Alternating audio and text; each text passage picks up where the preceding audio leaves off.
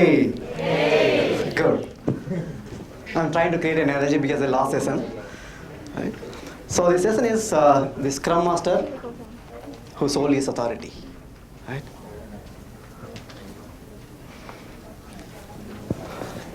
Okay, who is me? Let me give me a brief about me. My name is Maris. So I'm an agile coach. Some certifications you can see. Yeah.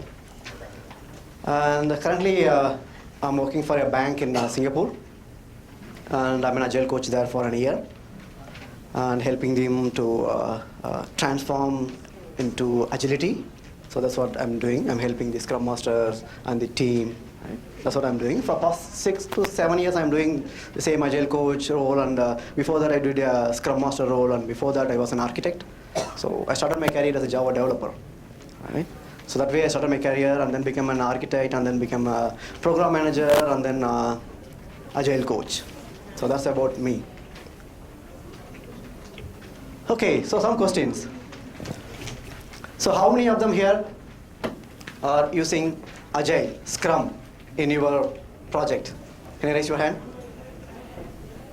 80%, good. So how many of them here are Scrum Masters or Agile Coach? Scrum Master / Agile Coach.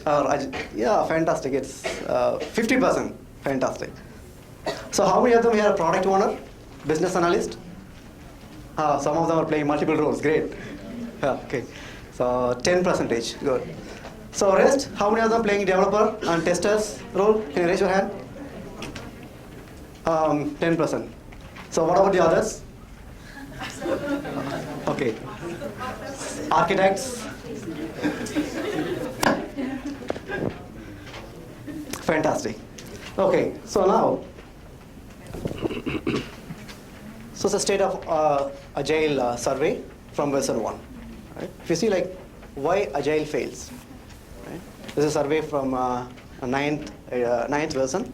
So why Agile fails, right? You can see here. Lack of experience. 44% of the people said it's lack of experience with Agile methods, right? Do you agree? Scrum Masters. 50% here are Scrum Masters. Agile coaches. Right? And next two, if you see like 42% and 38%, it's more about culture. Right? It's more about culture. Right? You can see here lack of management support and company philosophy, and then you can see like lack of support of cultural trends is here, 36 and 38. Both are about the culture. So 50% here are Scrum Masters. Are we doing the culture change? And other 10% is a product owner here, and others are developers, architect, other things. Is it the problem? Yes, that might be the problem. That's the survey says, right? Okay, let's see like another survey here. This is another survey which is going a little bit deeper. The common pitfall of the failures. It's from Sticky Minds, right? So you can see like there are 11.1. Ineffective use of retrospective. That's one. We are not doing any feedback loops, right? The feedback loop is important.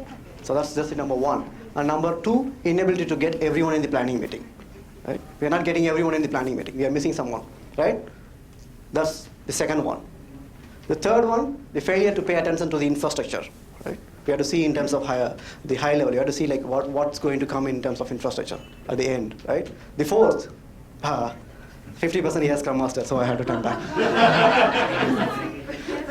So bad Scrum Master. So what is a bad Scrum Master? Right? So, you said no, okay. But the survey says like that.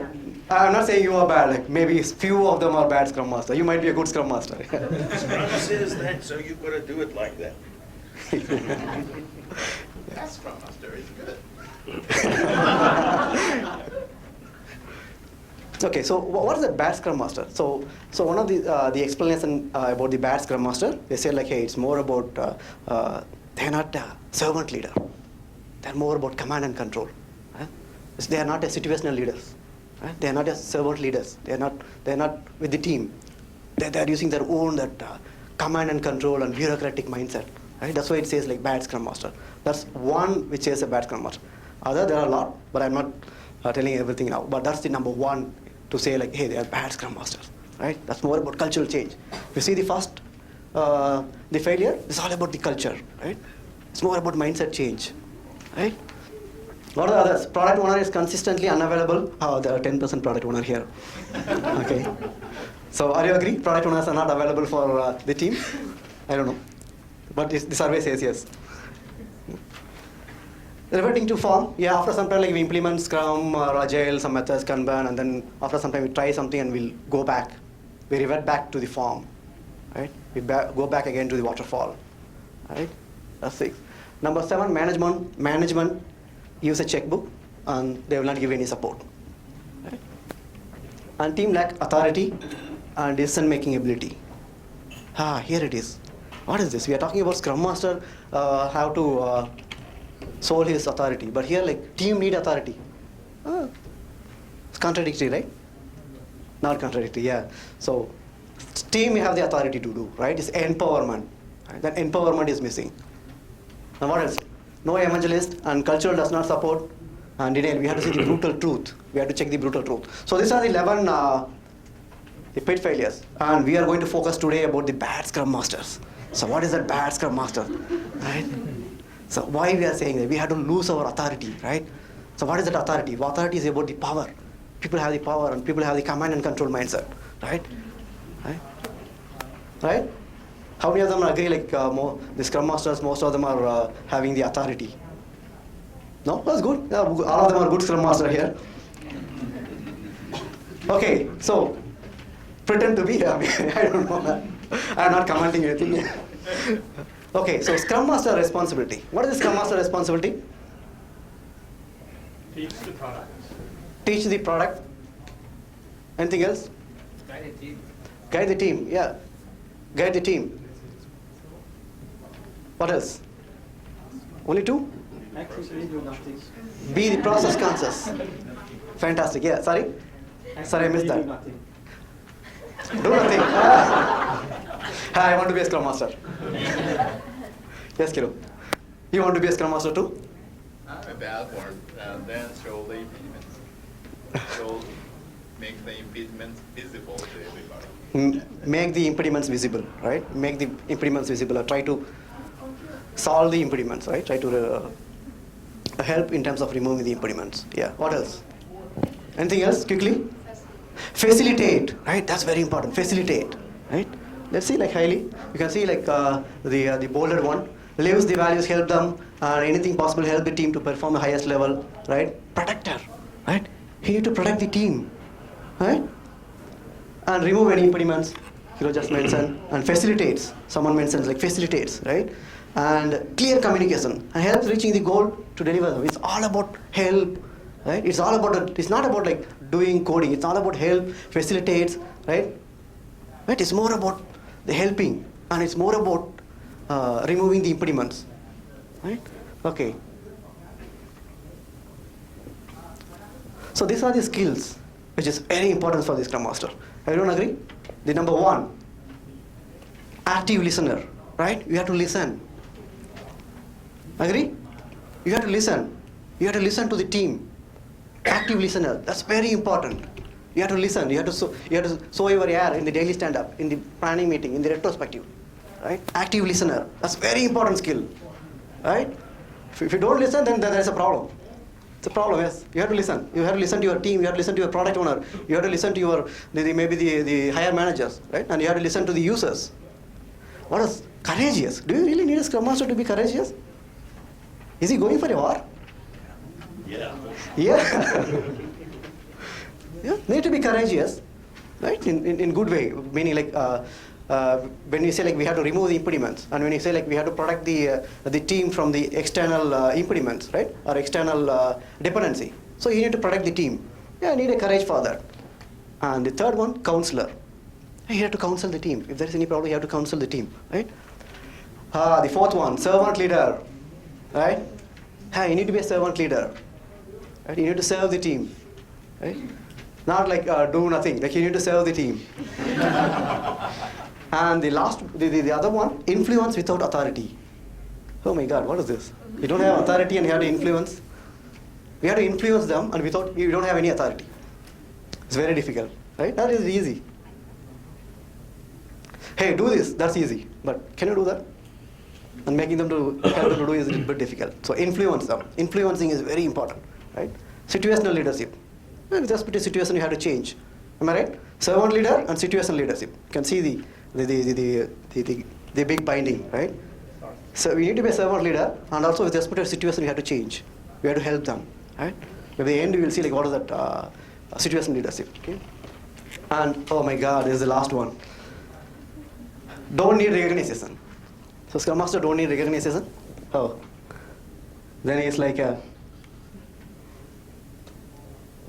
he's a monk.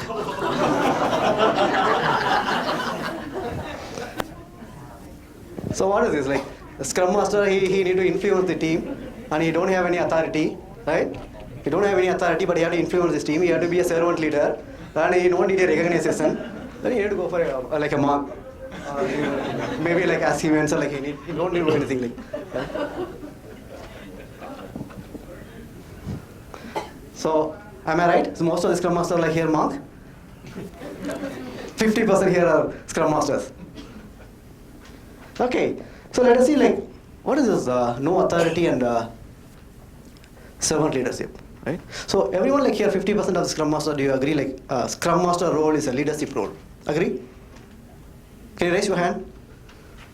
All 50%. Yes. So it's a leadership role, right? Even like in the keynote speaker like Henry, he mentioned like all Scrum Masters are kind of leadership role, right? Whether it may be different names, Arbor Scrum Master, or whatever it is, Agile Coach, they are all leaders, right? So when you say like leader, they need to follow this servant leadership. So what it is? So Agile leadership, you can see the picture. Turning the upside down from the control to the empower, right? It's a very interesting picture. Turning the triangle here, control to the empower the team, right? When you say like a servant leader, it's more about empower the team, right? And no micromanagement, and it's not like no management. It's more about situational leadership, servant leadership and situational leadership. Can you see that binding? It's not. We are not saying like, hey, no micromanagement. It doesn't say like, hey, no management. You have to do a bit of leadership. Instead of doing a no management, you have to do the leadership, right? Okay, so how many of them are here are servant leader? Let's check. So I gave you two paper. Number one, which is a A4 sheet, which is leadership traits, right? There are 11 questions. Just read one by one. Right, and tick. Hey, if you say like yes, you can give me a point of 1. If you say no, just give you a 0. Right? There are 11 questions. Let us go one by one. First, do people believe that you are willing to sacrifice your own self-interest for the good to the group? Say yes or no. Click it. Do people believe that you want to hear their ideas and will value them? 2. Do people believe that you will understand what is happening in their lives and how it affects them? Do people come to you when the chips are down or when something traumatic has happened in their lives? If you say yes, just give 1 point. Do others believe that you have a strong awareness for what is going on? 5th one. And 6th one. Do others follow your request because they want to as opposed because they have to? 7th one, do others communicate their ideas and vision for their organization when you are around? Do others have confidence in your ability to anticipate the future and its consequences? Do others believe you are preparing the organization to make a positive difference in the world? 10th one, do people believe that you are committed to helping them develop and grow? 50% Scrum Master, just think about that. The 11th one, do people feel a strong sense of community in the organization that you lead? Right? Just take it. I don't know any the answers now, right? But if you get more than 7, you are moving towards the servant leadership, right? If it is below 7, you need to work on the servant leadership, right? I don't want the answers to be published here. You can take it to your home and just work it out. And you can turn back. You can see each question is to the topic here to the title here, like having a calling. And second one, as I mentioned, like a Scrum Master need a active listener, right? Listening, right? The third one, empathy. It's not a sympathy, it's more about empathy, right? It's not sympathy, it's more about empathy. And fourth one, healing. Meditate, awareness, persuasion, conceptualization, foresight, stewardship, growth, building community, right? These 11 skills is very important for a servant leader, right? So 50% of Scrum Master and other 50, like 10% of product owner and others, yes, it's very important skill. Right? You can be a servant leader in your home also, right? You can serve your husband or wife, right? Your kids. You can apply the servant leadership anywhere. Okay, that's number 1 dot. Let's go to the number 2 dots. What is that? Okay. So, in one of the responsibility we saw is a Scrum Master need to be a counselor, right? He need to be a counselor. When you say like counselor, and you need to show the situational leadership and servant leadership, he need to motivate the team. Agree? Right? So motivation is changing, right? How many of them here read the book Drive by? Good. So if you see like the motivation is changing now, right? How it is changing? You can see here. So how we are evolving? Some centuries back is more about agriculture age, right? More like farmers. And then industrial age, factory workers, right? It's more about cars and industries. And then you can see like information age. Now, it's maybe like some decades ago, like it's more about information age, it's more about knowledge workers. Now you can see like creators and conceptual age, right? It's more about innovation. Apple, Google, right? So all about innovations. So it's more about innovators. Now it's more about information age to the conceptual age, right? It's very important. You can see here like the brain, how the brain, you can see like right brain and left brain. The right brain, left brain focus more into the analytical part, like logic and then the sequential, right? And the right brain is more about the creativity and then innovations. So now we have to use your right brain more. You have to move from left brain to right brain more, right? You have to use your, you have to increase your innovation concept. You have to think. That's why you can see like Shan also mentioned like in Google we have 20%, right? 20% of the time we are giving for the innovations to use the right brain, right? 20% of the time the Google is allocating them to use the right brain, right? That's very important. So here you can see like the left brain is more about text and what is that, and here is more about context and synergize the big picture. Okay. Okay, so when you say like we are moving into the information age and we are moving into the knowledge workers and we are moving into the innovations, so how the motivation will work, right? In motivation 1.0, it's more about, right? We run for our money, or before that we run for our social needs, right? We run for our basic needs, right? Home and then food, we run for that. That motivates us. And second, in motivation 2.0, it's more about, it motivates them in terms of rewards, right? Rewards and punishment, right? So is the rewards and punishment really as good, right? Is rewards and punishment is really good? Like if you reward them, you will do, your productivity will increase. That was the situation, of course. Sometimes it can actually be useful if there is an urgent need and need to get something done immediately. You cannot use it continuously because it's not good in the long run. But actually, I would say that in the short run, it can actually be good. Fantastic, yes. So I'm not saying like reward is bad, but reward is, rightly said, like reward is good in terms of people who are using the left brain, right? If it is a sequential and if it is repetitive, it's okay. Just reward them, it will increase, right? But knowledge workers, just a reward will not help. So rewarding only will not help. So what is needed? So you can see like carrot and stick. Carrot and stick is nothing but the rewarding system, right? So these are the pitfalls. So what are the pitfalls? You can see here like it extinguishes our intrinsic motivations, right? If we reward more, it might extinguish our intrinsic motivation, and it crushes creativity, right? Today world is more about innovations. It crushes creativity. it might crowd out the good behaviors, and they can become the addictive and short-term thinking. We might think on the short term, okay, this is one we have to get, so we work on the short-term thinking. We have to think in the long term in terms of innovations, right? So this is the pitfall of the carrot and sticks. So there was a research happened in UK. The Pink wrote in his book Drive. So the research is about like blood donation. Right? So blood donations, they have to figure out like how many people, if you reward them, is it will be increased or not.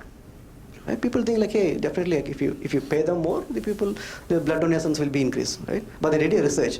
They took around 50%, 50% people, and 50% they said, hey, 50% of people they said like, hey, if you give blood donations, we will pay you this, we will reward you, right? Another 50% they said like, hey, if you do the blood donations, we will not pay you, right? We will not pay you anything, but it is good cause. And another 50% of people they said like, hey, we will pay you some money, but this money will go to the charity. They did this research. They did the research for these three groups. Do you know what is the result? The result, the first group, it went down. It went down. And people don't want to give the blood for the money, right? And the second group, it increased. And the third group also it increased. Right? What it says is more about like just on reward will not work.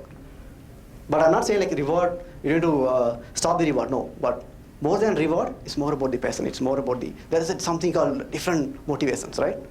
What is that? That's called motivation 3.0. Right? That's called the motivation 3.0. Right? Okay, so this is the second dot. So you can connect the dot. We talked about the first about the servant leadership, which is to the Scrum Master. We talked about the motivations. Now we are talking about the delegations. Right? That's our delegation cards. Everyone got the delegation cards? Yeah, there's a pin. You can take out the pin, and you can see there's 8 cards. One might be a definition, and the other 7 might be a delegation poker cards. Right?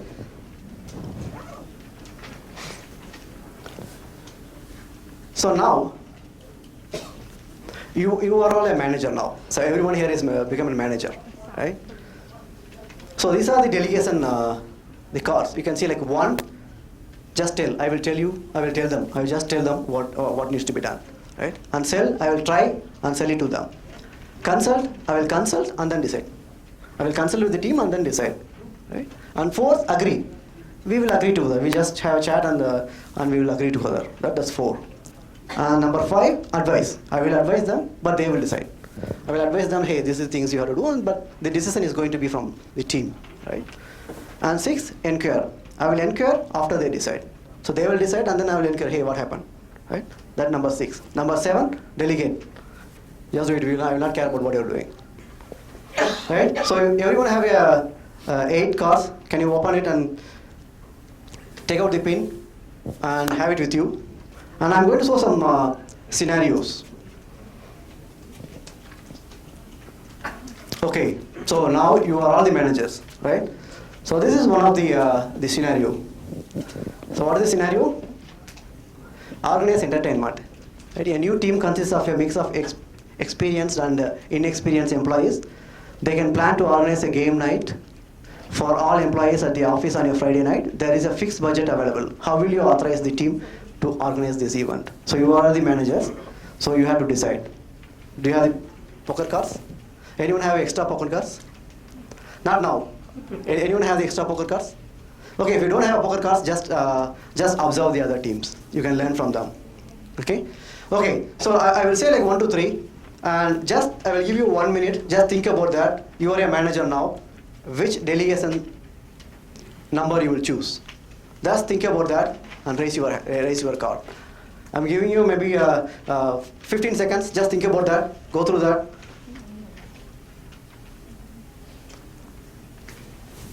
Maybe you can see you can give the numbers. If you don't have a planning poker cards, maybe you can show your numbers using your hand. Is that fine?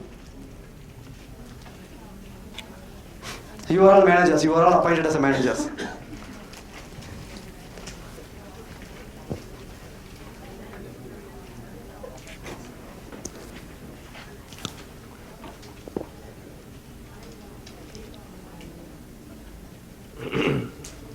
Yeah, thank you.